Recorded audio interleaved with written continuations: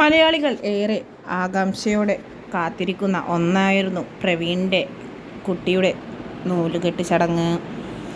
കാരണം പ്രവീണിൻ്റെ ഭാര്യ ഗർഭിണിയായിരിക്കുമ്പോഴാണ് പ്രവീണിൻ്റെ വീട്ടുകാരും തമ്മിൽ വഴക്കായതും അവരവിടെ നിന്നും ഇറങ്ങിപ്പോന്നതുമെല്ലാം.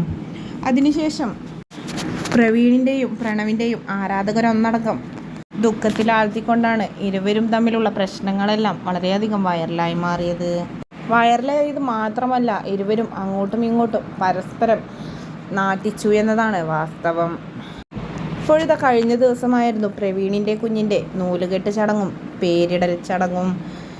ഇതിന് പ്രണവ് ഒഴികെ ബാക്കി വീട്ടിൽ നിന്നും എല്ലാവരും എത്തി. അച്ഛനും അമ്മയുമാണ് പ്രവീണിൻ്റെ വീട്ടിൽ നിന്നും എത്തിയത്.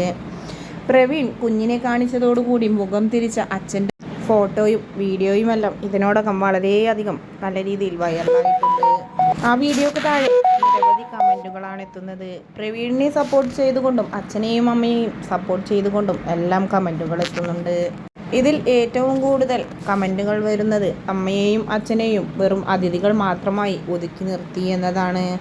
അവരൊതുങ്ങിപ്പോയതാണോ എന്നാണ് മറ്റൊരു സംശയം. എന്തു തന്നെയായാലും അച്ഛനും അമ്മയും പങ്കെടുത്തതിൽ സന്തോഷം പ്രകടിപ്പിച്ചുകൊണ്ട് പ്രവീണിൻ്റെ ഫാൻ പേജസ് ഒന്നടങ്കം എത്തിയിരുന്നു. കണ്ണീരോടുകൂടിയാണ് സ്വന്തം മകൻ്റെ കുഞ്ഞിനെ അമ്മ എടുത്തതും താലോലിച്ചതുമെല്ലാം.